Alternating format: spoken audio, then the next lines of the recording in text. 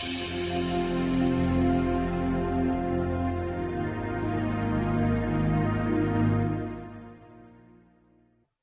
everybody. Thank you so much for joining us today. Going to be having a little bit of fun with Microsoft Word 2016. It is, of course, the latest and greatest offering from the Microsoft Office suite. Going to go through and cover some things that might look a little basic, but we'll go in depth on them, and then cover some tips and tricks that you might not otherwise know about. We'll do a quick history on the product itself, and then we're going to go into these topics that you can see. So we're going to cover the ribbon and how to customize it. We're going to talk about Researcher and Insights. We're going to go into how to set and use quick parts. We're going to take a look at the themes and styles, show how to create a table of contents automatically.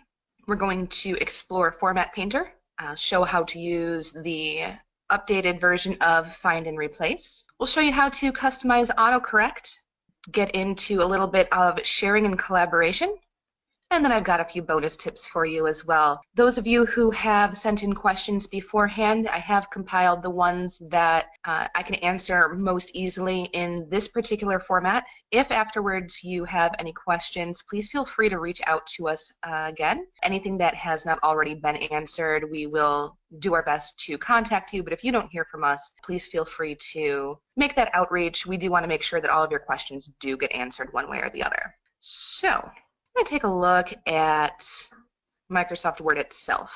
It started way back in 1983. It's when it was first officially introduced as Microsoft Word. It was based off of a previous product. Microsoft wooed a couple of programmers from a previous company who took the product that they had made there, turned it into the fantastic Word editor that we know and love today. It's kind of cool that the first free demo copies were given away via floppy disk, the big, square, thin floppies, not the small, firm ones, but the old 5-inch floppies. They gave them away at the November 1983 edition of PC World magazine, and that was one of the first times that free software was ever given away that way.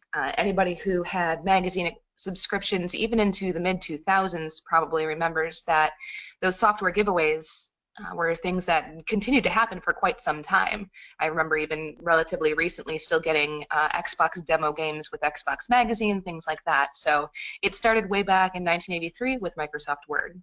It's kind of fun to know. It actually didn't really achieve commercial success until Windows 3.0 was released in 1990, but once that was out there, Microsoft Word took off and it has dominated the market ever since. The autocorrect feature that we live and die by today was actually first introduced in version 6.0 in 1993.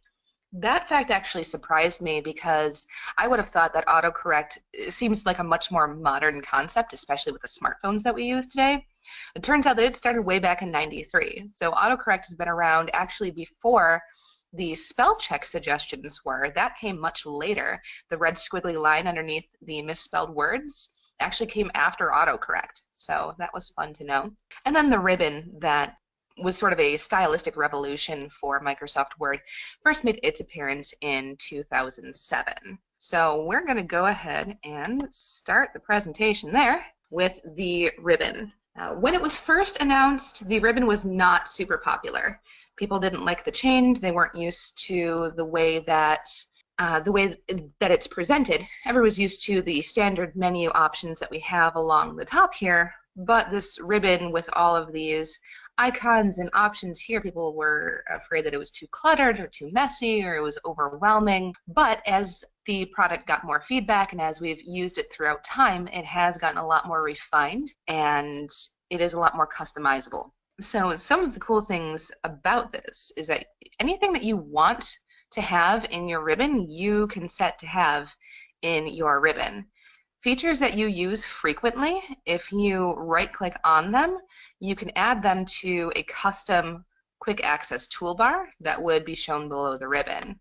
So you can have any of your favorite features saved up here as well. So if there turns out to be something that you just use all the time, you can set it so that all of your favorite features are in this quick access toolbar. Within the ribbon itself, a lot of the features that are available are customizable as well. So when you get into things like styles, you can modify the styles that are there by right-clicking on it.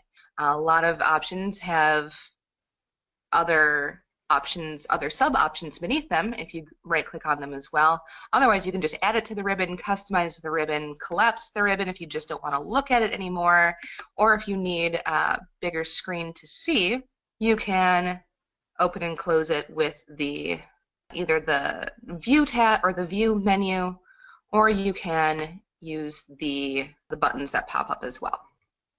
Going back over here to the Home tab, you can see that a lot of the overview in the ribbon is very well organized. If you think about it in the way of, what am I looking for? I want to add a shape. I want to add an element. Most of those items are going to be in Insert, along with formatting options under Draw, like if you're doing individual shapes that you're going to freehand. Design is where you're going to find your themes and how to edit those. So this is all very well organized, and you can tell that they've taken a lot of input from the actual users as to how to structure this so that it is very, very intuitive. You shouldn't have to hunt too hard anymore in the ribbon to find the item that you are looking for. Even using it very often, every once in a while, I'll think of something that, I'd like to add this element, wonder where to find it. I take a guess, and it's usually right in front of my face. So it's very, very well designed. And with every edition that Microsoft does release, it is a little bit more polished. The nice thing about it, though, is if you have upgraded to the 2016 version and maybe you really like the way that something was set up in the 2010 version, you can go through and you can customize customize the ribbon and set anything that you want. So if there's an item that's missing, feel free to go through this list and add it. It populates the most popular commands to start. You can also look at all commands that are not in the ribbon. This is my favorite way to find something. If I'm looking and I don't see it, I'll choose the option for commands not in the ribbon, and it is all alphabetical. So it's very, very easy to navigate. Just take your best guess for how to phrase what you're looking for. Since I'm talking about how to phrase things, I do want to touch on one of the biggest changes for the more recent version of Microsoft Word. And this is something that is an element that is available across all of the Microsoft Office suite, is instead of search, there's the tell me what you want to do feature. So instead of searching for a phrase, let's say if you want to know how to add a hyperlink, instead of saying, how do I add a hyperlink, you would just tell it what you want to do. So just add link, add a hyperlink, and it tells you exactly how to do it right there. And it'll actually bring up the window that you need to add whatever it is that you're trying to add or to do whatever it is that you're trying to do. So not only will it show you how to do it, it just gives you the feature that you wanted in the first place. So if you're missing something, you can't find it, tell Word what you want it to do, and it will just give it to you. It's super intuitive, and it's actually a really exciting feature, I think, just because it saves so much time in that it just gives you the dialog box that you are looking for. It doesn't make you go hunt for it. It doesn't make you, read through a bunch of paragraphs to figure out, okay, how do I do this step by step? It just hands it to you. So very good feature. That is something, like I said, that is available in all of the Microsoft Office suite. So it's one of my favorite new features. Next thing we're going to look at is going to be Researcher and Insights. I've got my little custom template here. This is, or my example template. I just made up a little company newsletter for a company that doesn't really exist, but put in some elements that we might want to use during any sort of company newsletter that you might want to put out. So we've got some elements here, but I want to talk about Researcher first, just because it is one of the more quietly kept secrets of the most recent version of Microsoft Word. I actually saw on Facebook a couple days ago that there were a lot of college students who were just finding out about this feature and were lamenting the fact that they didn't know it existed earlier because it is so robust for students. It's a fantastic feature that was really kind of developed for students in the first place, but there are a lot of business applications as well. So for instance, in this mock newsletter that I have, decided that maybe something that we might want to put in a newsletter, something that might, if you are an IT company or some sort of information sciences company, that maybe a history lesson on some element of technology would be something that you would want to share in a friendly newsletter. That seems like the kind of content that maybe readers would be interested in. So in this hypothetical company, they're going to want to do a little history lesson about Windows 3.0. So a couple of options that we have here. If I highlight this and right-click, option here in the drop-down menu for Smart Lookup. So if I search this for Smart Lookup, it is a feature that you do have to enable. The first time that you try and use this feature, it's going to ask for some settings. It's going to ask for you to enable the information. Once you do it, it does load pretty quickly, and is a nice, robust feature. So what it's done is in this sidebar, it's done a search. Of course, it is a Microsoft product, so it does use Bing. If you're not a fan of the Bing search engine, maybe this will give you a reason to like it a little bit more. It does pull up very, very clean results within the Word software itself. So these results are very easily digestible. I haven't seen it pull anything that is inappropriate, so it seems like a fairly safe feature to use as well. They've coded it quite nicely so that it is easy to use for multiple applications, including for students. So this has given me a couple of Wikipedia results. It's also given me some image results and then some general web results. So if I click on one of these, I can see it's opening in Microsoft Edge browser by default. That's just the default browser that I have set with my computer. Of course, it is running Windows 10, so I'm just kind of left it to do its own thing because it is very clean and very user-friendly. If you like a different browser, feel free to use it, but you may not get the same exact results as you would if you left everything native to the Microsoft product. So this just goes ahead and brings up the Wikipedia page on what we're looking at. This is good for, say you're making reference to something and you just can't quite remember the details. Maybe you can't remember exactly what something was called. You can use that Smart Lookup feature to do a quick web search right within Word itself. It'll launch that external window, but all of that info is there for you. So that's if you just need to take a quick peek at something. Now I'm going to come up here though to the References tab, and I'm going to look at this feature here called Researcher. As the menu, the additional information populates, you can see it describes the feature as let us help you find quotes, citable sources, and images. Right next to it, you can see this info here about citations, managed sources, the style, the bibliography. So if you are someone who has spent any time in academia whatsoever, I'm sure you have had to cite your sources on a paper or research paper at some point. So this automatically comes with all of the most popular citation styles, and it formats it automatically for you and then gives you the ability to go and edit things afterwards. Not only do you have the ability to edit it, it stays as a live feature within Word unless you specify otherwise. So if you are digitally submitting papers as a student, you have the option to keep that information in there. The professor or whoever is taking a look at the paper or a teammate or what have you has the option to view the citation within Word itself as opposed to having to include a bunch of extraneous text as well. So this could also be useful for business if you have people doing research within the company as well, whether that is market research or studying some other aspect of a product or the business itself. So this isn't just for students. This is something that you can use well beyond school days. But we'll go back over to Researcher itself, and if you click on it, it gives you this search bar. So the history lesson that we want to give is on Windows 3.0. And it works just like a normal search engine. Gives you these results here. Gives you a couple different options here where you can search for everything. You can search for books.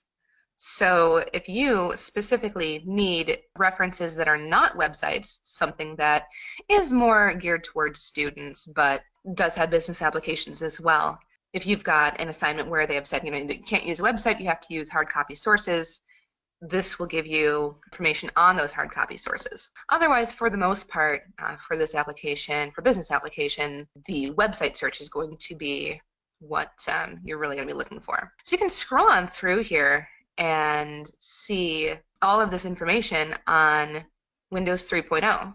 So you can go ahead and click on one and see what information is in that particular option. If you don't like that one, you can go back, take a look at some of the others. Maybe you want to refine it a little bit more. Let's call it History, Windows 3.0 History. Let's see. Let's go with this article here, where Microsoft 3.0 was 20 years old today. No, I just don't like that one either. I actually had, when I was demoing this earlier, I had found a result that I thought was perfect for this. And now I wish that I had kept tabs on it. Let's see. Okay, so this will do. We'll start here. So let's say that we're wanting to share a little bit of information about Windows 3.0, and I like this first paragraph here. So what I'm going to do is I'm going to highlight this, and let's see. You can drag and drop directly from this window here, or you can open it up in Reading View and see all of the information that's actually on the web page. And you can do the same thing here with selecting it. That's the same paragraph. Let's come down and find some new information. So if you highlight this, once you're in Reading View, a pop-up comes up right away that says Add and Cite. So you click on Add and Cite. It's going to add the content into your document. And if you come up to your citations, you can change which citation is in here. Now this is giving the citation in line in the paragraph, so it's right here. And this is the feature that I was mentioning. It gives you this drop down where you can edit the citation, you can edit the source. If you click Edit Source, it'll give you these customization options as well. It shows you the URL where it came from, the name of the website, the name of the web page, and the author. So you're going to see this is a really, really robust way to include information from external sources that you are citing, so you're giving credit to the original source, and having that information directly in your paper or your newsletter or whatever document it is that you are working on. So let's say then that once I've got this, I'm going to click at the end of this paragraph, and I want to add my references in line. So you can actually see the full text of the references as opposed to just what is in the paragraph itself. This is something that, especially if you're doing research of any kind, you are going to want references, a list of references in there so that people know that it's not research that you did yourself, it's information that you have sourced elsewhere. These this now shows you the two websites that I've looked at, the two sources for the information. So once you're done with that, you can go ahead and close that pane. If you need to go back into it, go back to Researcher, and you can even see my research. You do have to log in to your either your Outlook account or your Microsoft account to be able to view saved research, but once you do log in, you do have the option to bookmark research that you have used before. So that is extra handy, especially if you have sources that you really love, that you want to use often.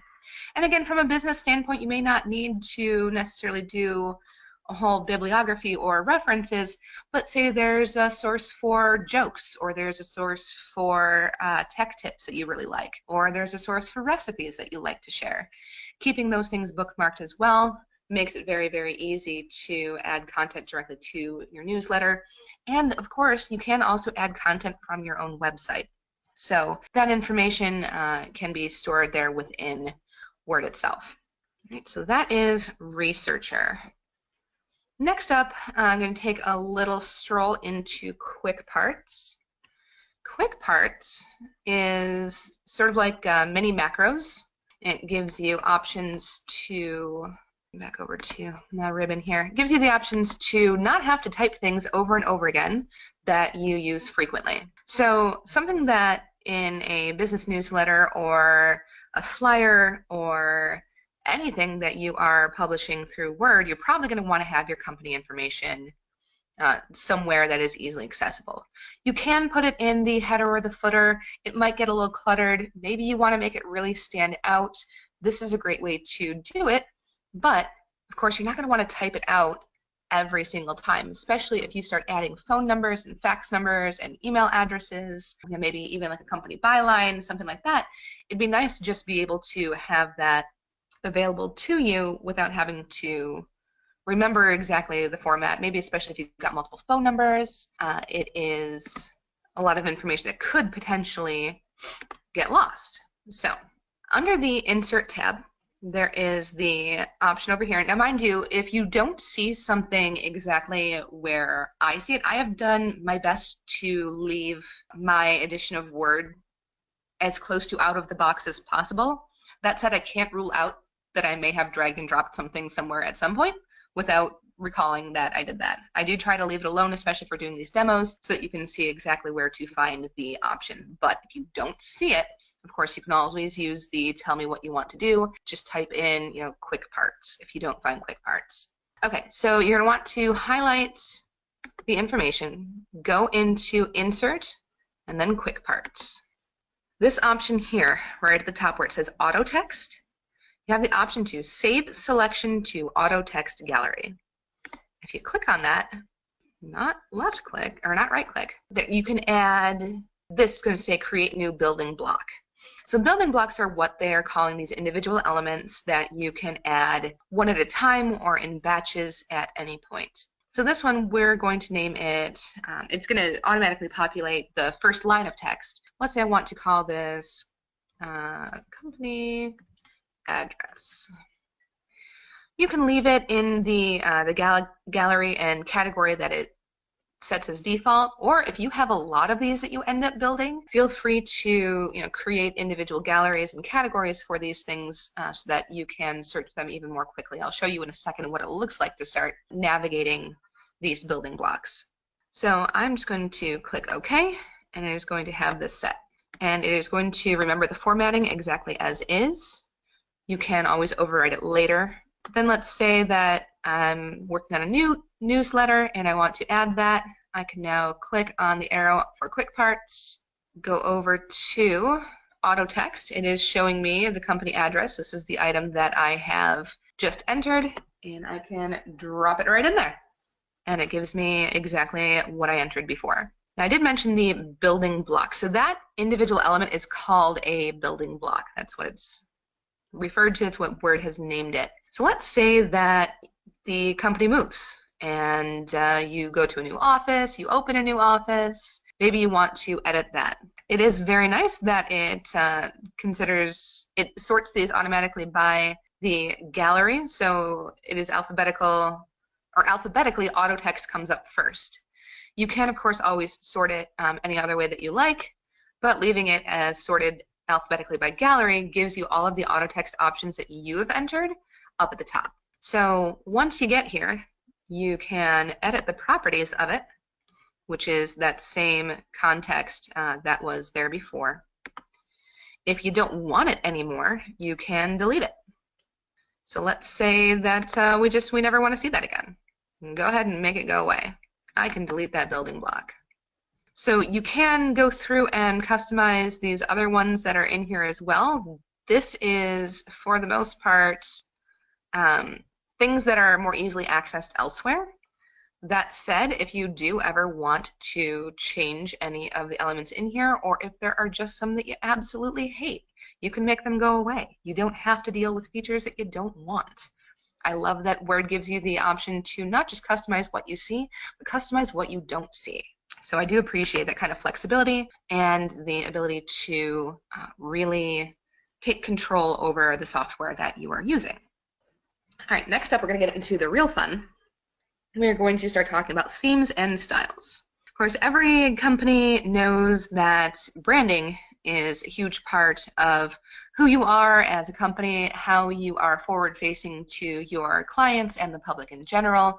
It sets the tone for pretty much everything that you do. So of course you're going to want your newsletters or your documents or whatever it is that you are creating in Word to reflect your company branding. Now, I didn't take the time to go through and create a fake logo for my ABC company, but you can add logos in just about anywhere that you want. You can add them in your footer, or I'm sorry, you can add them in your header if you prefer it that way, or you can just insert it as a graphic here. But when we go to design, the design tab is going to let you pick an overall theme that sets the tone for your document. So if you want something that is a little bit more contemporary, you can choose one of these styles that has a more casual contemporary font. And this sets all of the elements for the entire document. This is going to set your font, the font colors, the font sizes, the different heading options. So this is one big package of all of the features. Once you find one that you like, then you can go through and change the color scheme here for, again, the entire document. You can pick one of the ones that comes already pre-populated by Microsoft, or if you don't see one that you like, you can customize the colors yourself. So in this customization option, it even gives you a nice little preview of what your page is going to look like. It gives you options for a dark theme, options for a light theme, so you can see how it might look, especially if you are doing a larger, more comprehensive document, especially if you're working on something that is going to be going to print and you want it to be a full color print as opposed to just a casual newsletter. You have the option to see how all of those elements are going to look and customize them so that you have all of the options in a complete and robust theme as opposed to editing them piecemeal, starting from a blank document like I have here. So this is a great way to get started with the overall look and feel of your website. And if you use this the expander there, you can also see more of the options, and it does give you a real-time preview as well. So let's go ahead and pick one that looks a little more like a newsletter. I don't even know that I'm finding one that I love. So I guess we're just going to use one. We're going to pick this. All right, so these are themes, and again, you can edit them to your heart's content. You can change the paragraph spacing, you can add watermark, you can add page borders, all here, and anything that you edit in themes will affect the entire document. Now, if you want to make smaller changes to individual blocks, or if you just want to make a little bit more tweaking and customization, can come into styles. So now that I've got this overall newsletter and I've got my themes set up, I can start applying the elements of the theme via styles. So this line here, if I triple click, of course it highlights the entire item there.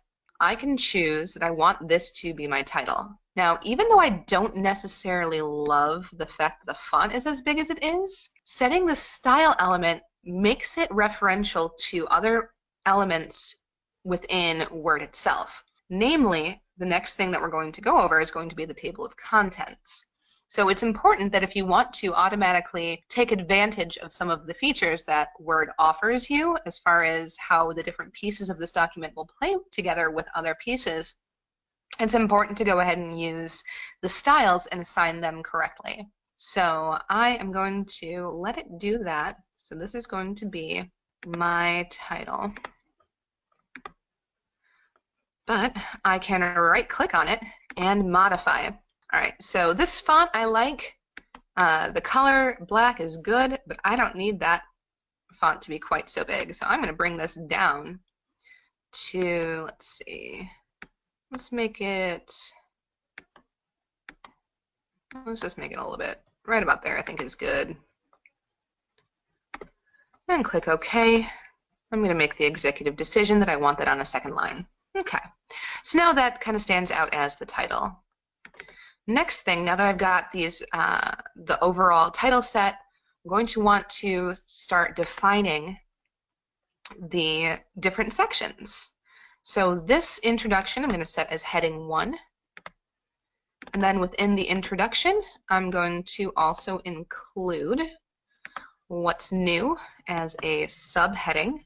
So you can see that the heading 1 in this particular theme sets all caps, and this visual indicator over here, this little green bar, that is a style element that is within the theme that I'm currently using.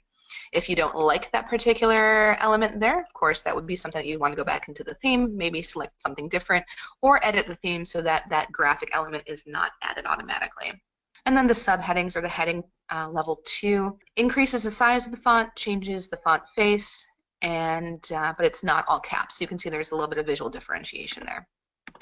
And then employee spotlight, I am going to make its, let's make that its own section, and then our history lesson can also be its own area. And you can also see that this references section here that came up is the level 1 heading in and of itself. For now, just for the purposes of the demonstration I'm doing, I'm actually going to remove this entire element, just because sometimes the elements like to hang out. Okay, that's better. It's still showing that it's there. All right, but it's visually not there. This is fine. Good enough for now. All right, and then how are we doing at the end?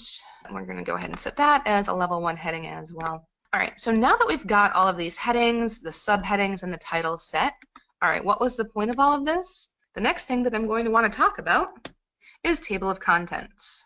Table of contents is especially going to be useful when you are doing longer and more comprehensive documents, especially if you're doing training documents or any sort of brochure that covers a catalog of your product or your services. So I'm going to come in here and decide where I want my table of contents to start.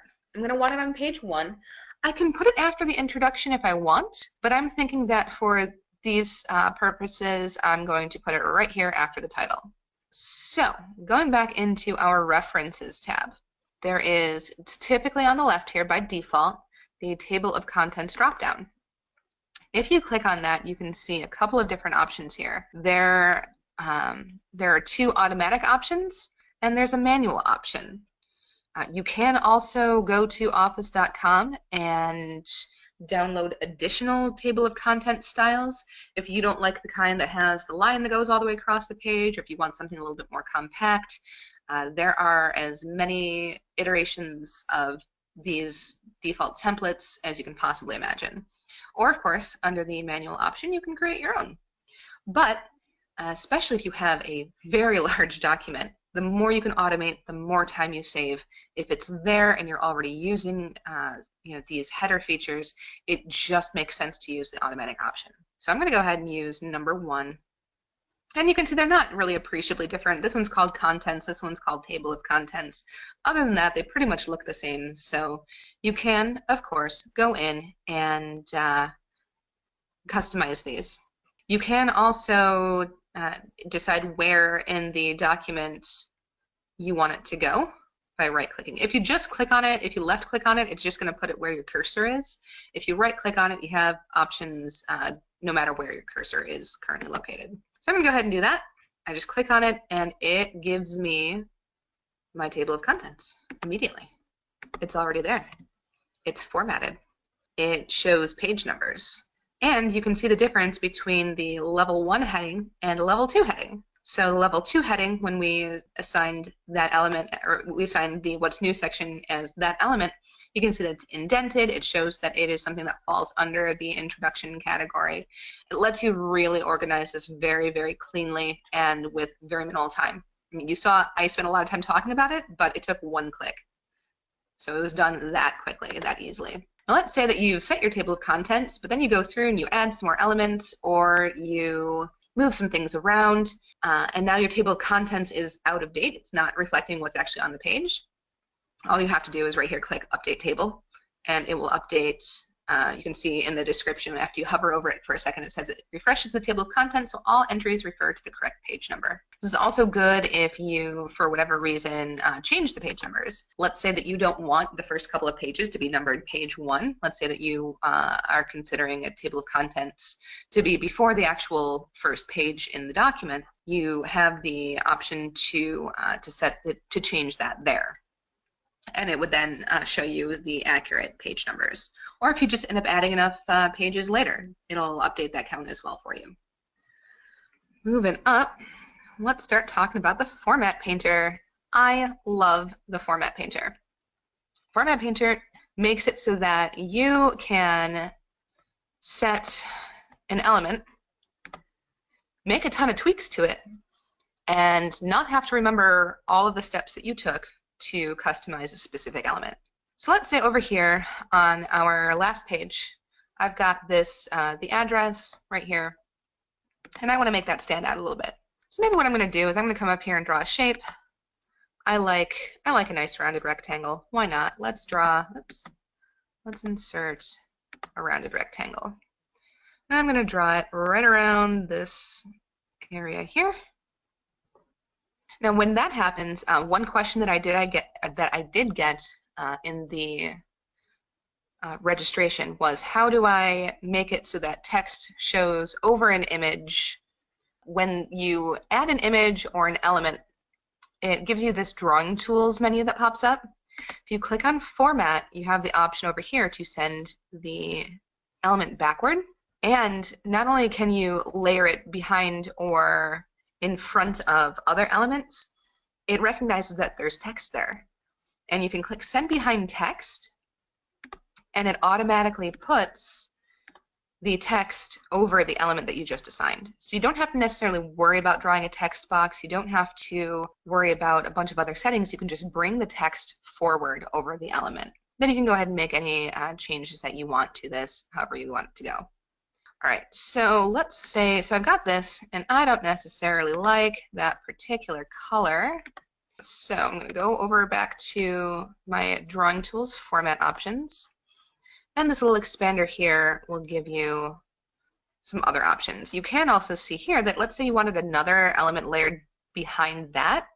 You can also do just the outline transparent, or the outline of the shape with the background transparent. Or you can make the color in the element semi-transparent, so it kind of colors what's over the image, but it doesn't block it out completely. So lots of options. Again, it's all in this Drawing Tools tab that comes out. So I'm going to go ahead and pick this one. I feel like that's already kind of the color scheme that we have going on here. Let's say I want the border to stand out a lot more. So I'm going to come in here. And I'm going to change the shape outline. I want the shape outline to be darker, and I want the shape outline to be bigger. Let's set it there. Okay. Let's say I like this. This is good. I like the shape. I like the color. I like what I'm seeing here. Let's say that maybe because I've got an element up here that I really like, let's say maybe this history lesson. Maybe I want this history lesson portion to also have a little bit of standout. So I'm going to go ahead and use my shape tool again, and I'm going to draw a rectangle right here to make this history lesson spot pop a little bit more. And I'm going to send that behind the text as well. Now that I've got this rectangle, but I go, oh shoot, I don't know what colors I picked. I don't know, what weight did I set for that border again? I don't have to worry about it. Come up here under Home. Make sure that you have the shape itself selected, not the text. If you wanted to select the text, if you wanted to take the formatting of the font that you're using, the color, the size, you can use this. You can use Format Painter to adjust that as well. But this here is a little bit more visually, it pops a little bit better. So I like this as an example. So make sure if you're doing this to a shape that you have the shape selected, or the element, whatever it is. Come up here to Format Painter, and it will lie to me. It will not. All right. Format Painter. All right, so now you can see how next to my arrow there's a little paintbrush. So with that paintbrush, I could select, if this was text, I could select an item of text.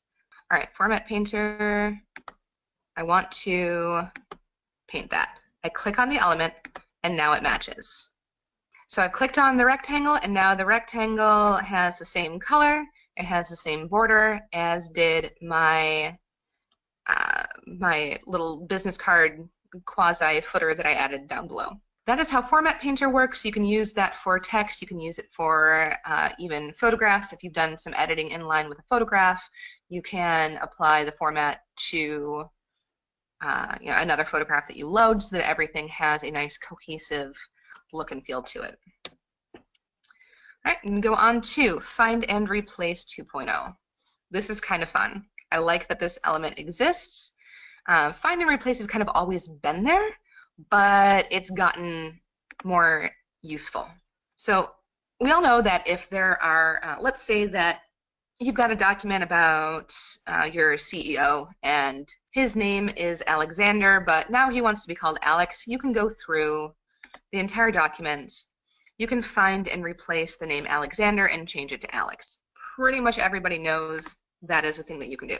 But when you use the new version of Find and Replace, you can also find and replace formatting. So you can see in here I've used the italics option to add some weight to some elements. But let's say that I don't really think that it's giving enough weight, but I don't want to go through and find every single one that I've assigned that format to. What I can do is in the Replace tab, can come down here and find things that are in a specific font. I can find things that are in a specific style. You can find elements that are in a specific size. You can even find color.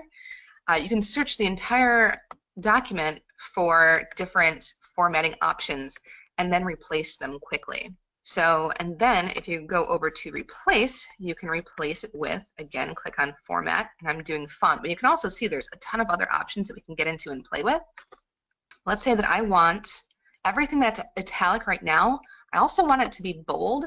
I want it to be in, let's see, we're using this teal, so let's do this teal color here. And I could even change the font if I really wanted to, but we're not gonna go too crazy. So I'm gonna do this, click Find Next, which is the same way that's always gone. It gives me something that's in italics, and I can hit Replace. You can see it makes it bold, and it changes the color. If I know for sure that I want to do it to everything, I can do it to Replace All. It tells you how many replacements it has made.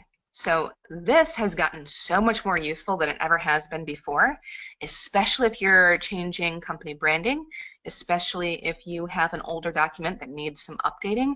You can now do the search and replace for all kinds of different elements where you can change the color, you can change the font, you can change the look and feel without having to go through and manually find all of those pieces. So super exciting, and as you can see, there are even more menu options down there. There are very few limits to what you can do with that now. I definitely encourage you to dig in and play around with that one. I could spend probably an hour just on that in and of itself. Autocorrect, how to make it work for you. One thing with autocorrect is that sometimes it corrects things you don't necessarily want it to be correcting. I know that it's become sort of a point of humor in this day and age that autocorrect can cause some communication troubles, if we're phrasing it delicately. Since autocorrect does exist within Microsoft Word, we want to make sure that, especially in a business context or in an academic context, as we spoke about a little bit before, that we're not getting caught in those pitfalls. So there are a couple of different ways that we can access the settings for autocorrect. Let's say I typoed this word, and it gives you the red squiggly line. Of course, you can right-click on it, and it'll give you the correct spelling. But it also has this little arrow here to where you can ask it to read the word aloud. See that you think you know you've got the right word, but you're not sure if that's the way that it's pronounced is the version that you're using. You can click on this, and it'll read the word aloud to you. You can make sure that you have the right word. It also gives you a couple of synonyms there as well. so that if you also, it just gives you another visual cue whether or not you're using the word that you are intending to use. Now let's say that this was a proper name. You can, of course, add it to the dictionary. That's a feature that has existed for quite some time. If you never want it to give you that red squiggle again, you can add it to the dictionary, or you can just ignore it. So those aren't new, but I like to touch base on them.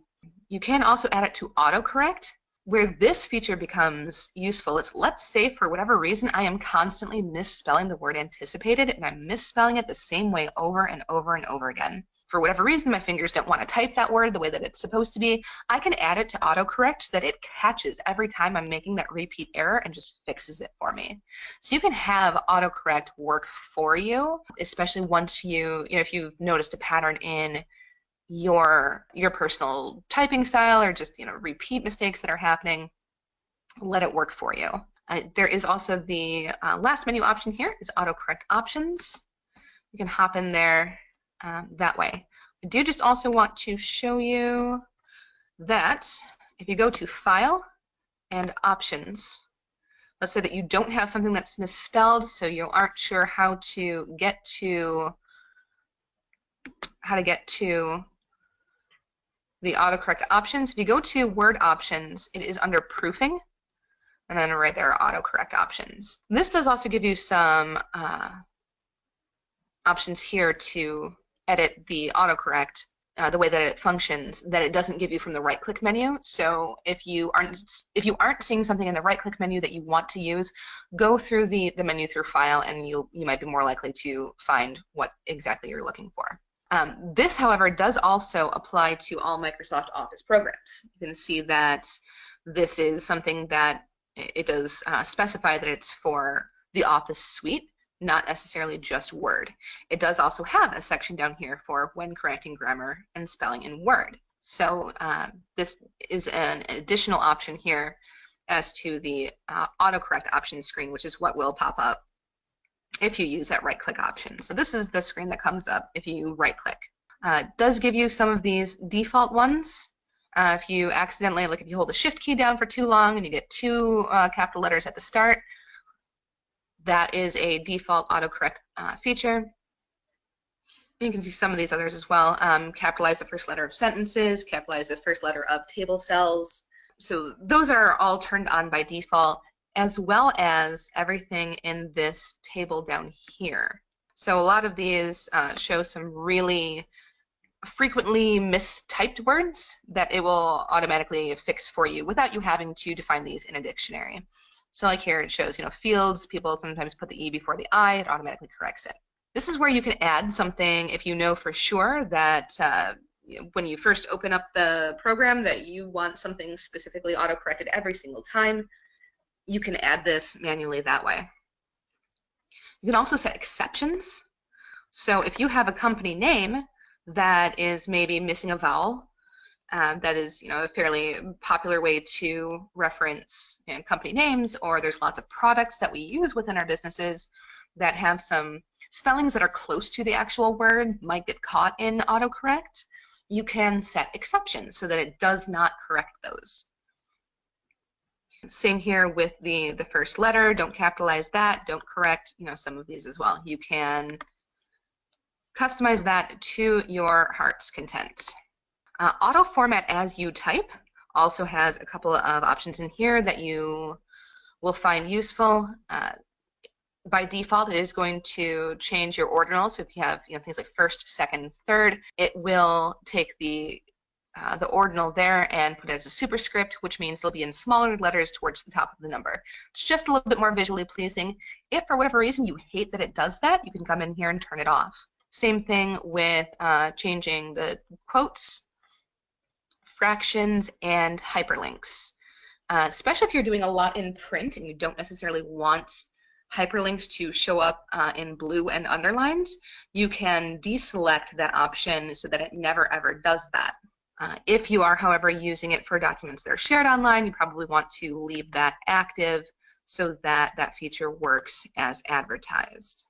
One thing I do want to show you with that is that if there are, say for the most part, you do want your email addresses and your websites to format as hyperlinks, but there's an exception to that rule. what you can do is highlight the hyperlink or the email address that you want to de-emphasize. You don't want it to look like a link. Go into your styles under the Home tab and click where it says normal. It's going to take away the underline and it's going to take away that font color. That said, even as a digital document, it still leaves that link feature option enabled. So you still have the ability to control click and follow the link. In this case, it's going to open that email or open a new email for you to use that email address. But then you can take that same document, send it to print, and it's not going to have different formatting. It's not going to stand out and look like. All right, so that is some fun with autocorrect. Going to sharing and collaboration. One of the best features in the most recent version of Microsoft Office is the option for Microsoft OneDrive. With Microsoft OneDrive, you can save a document to the cloud. So if you go over to File, File is up here, you can save to OneDrive, or you can save it to your local computer.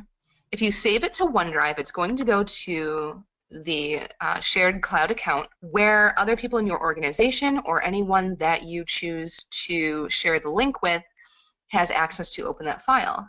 If they're also using the online version of Microsoft Word, if they have access to that, they have the ability to edit in real time alongside you. So now you have a collaborative element to the document that you're working on. So let's say that you have a teammate who is going to be handling that history lesson portion. They can handle that element while you are continuing to work on other portions of the document. So that the cloud feature has opened up a whole new world to being able to edit documents. You don't have to worry about most recent saved versions. You don't have to worry about transferring files back and forth and then maybe using an older version. Everything is in the cloud and everything is saved real time.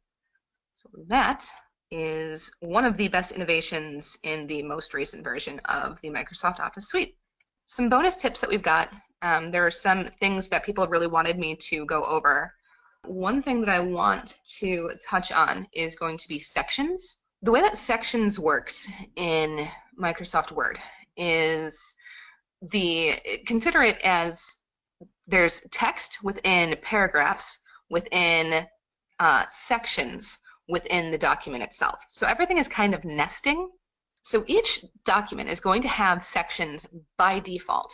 What a section is it is either a single page or a range of pages that all have the same formatting. Where this comes into play is if you want to start to break up the elements that you are having in your page. Let's say that you want this to be on a new page. Lots of people are familiar with the page break. However, there is a different way to do this that will allow you to edit some of the formatting for certain portions of the page without affecting the formatting of the others. So let's say that I want the employee spotlight to go on its own page, but I also want it to be formatted as a 2-column article. If I try to apply the columns feature to this section, it's going to, or this area right now, it's going to apply those 2 columns to the entire document. You don't want that. So what I'm going to do is I'm going to click here at the end of the area that I want to stay the same. So keep in mind that whenever you apply a section, it is for the elements moving forward. So it's for everything that comes afterwards. It's not going to touch what happened before. So I'm going to go into Layout. I'm going to click on Breaks. I'm going to come down here to Section Breaks. I want this next page, or this next section to start on a new page. So I'm going to go ahead and click on Next Page. So just like a page break, it's going to drop it down to its own page. Now that I've done that, though, I don't want this history lesson and the rest of it to be to follow the formatting that I'm going to set for the employee spotlight. But I also don't want it to go to a new page. So what I can do here is come back into Breaks again and select Continuous. Again, keep in mind that my cursor is at the end of the element that I want to have the previous formatting, and it is before the element that I want to have its own formatting. So I'm going to click continuous, and now there's a break there, but it is not going to a new page. So now I can take and edit this Employee Spotlight section. So within the Employee Spotlight section, if I want this to be in 2 columns, I can just come up here, hit columns and 2, and it puts that into 2 columns without affecting the rest of the page. So sections is a fantastic way to define individual formatting areas and keep it to edit that formatting without editing the formatting of the rest of the page. So I went to undo that, and just one thing I want to show you is even within that element, what I can do is ignore the header and select just the text and move that into 2 columns. So now I think it looks a little bit better that way. But if I wanted to add a picture of Sally, who is the employee that I'm handing the spotlight to, you can add that, in line with this as well. So that's kind of nice. One other thing that I want to do super quick. Oh, that did not. Why did you not follow? Oh, because those aren't linked together. That's why. Aha. Okay. Actually, that would be a good thing to go over as well. So this would be a great place because this the text moved down, but the image itself didn't. So maybe before this would be a great place, and after this element here would be another place to insert another break. So this one I'm just going to do just a page break because I don't need it to be special formatting. So now that goes down there. That can be on the last page. That's a nice element for the the closing page for this little workbook that we're doing. One other quick trick that I want to show you right now is how to do a line that you can type on. A lot of times when, let's say, you're filling out a form, you'll type name and then give a bunch of these underscores, and that's fine in print, but then if you wanted to type on it, you come and put my name, it moves the line itself. A different option for that is if you do 3 dashes and hit enter. Oops. There you go. All right, so do 3 dashes, you have to do it on a new line. So if you do 3 dashes and then hit enter, now you have this line you can type on, and the line stays where it is and it does not wrap around. So that is just something I see a lot, especially in documents where people want a form to be filled out, but they want you to email it back as opposed to printing it and giving it back. It's just a nice feature to know that it exists in there. It's kind of hiding. It doesn't really advertise itself, but it is there. Last thing I'm going to touch on is going to be mail merge. The #1 thing that people were requesting in this demo was mail merge.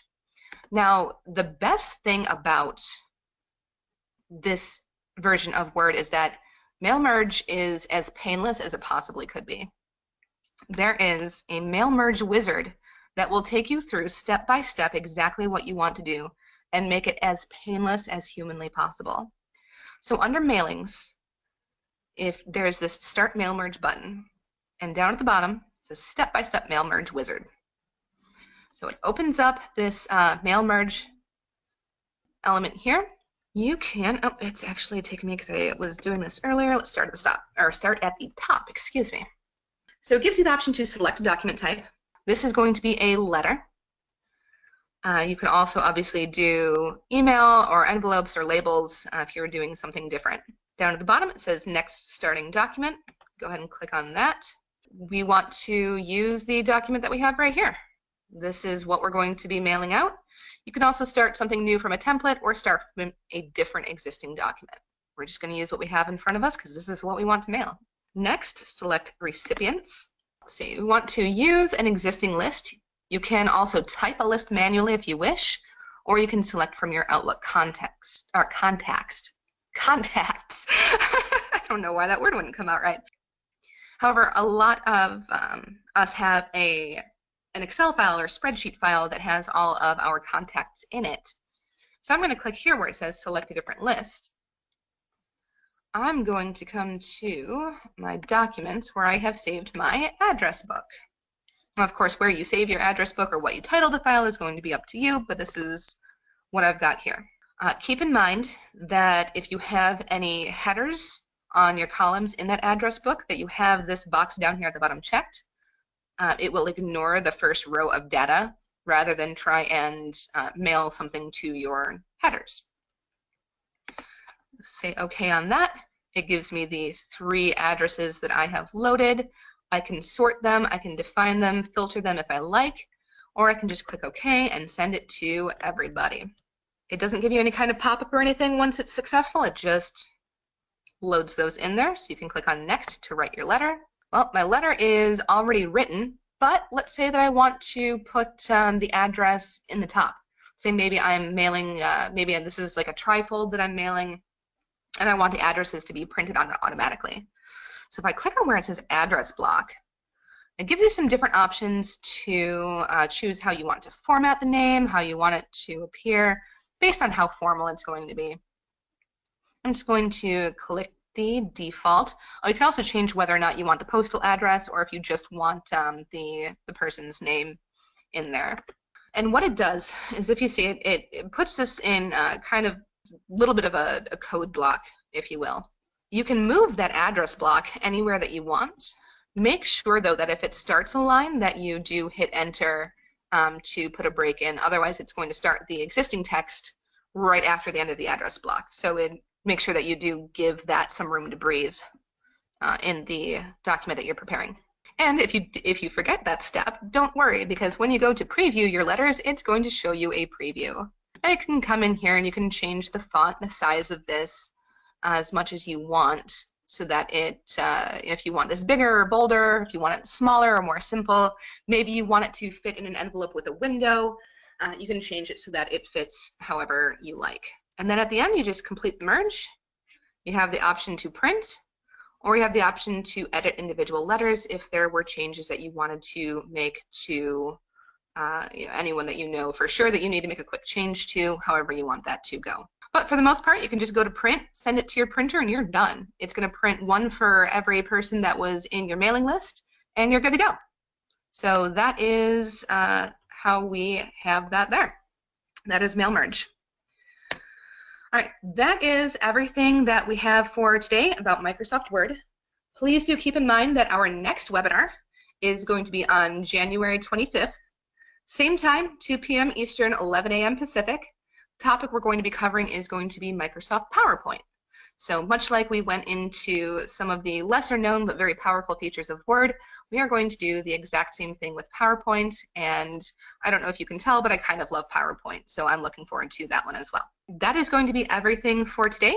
Thank you so much for joining.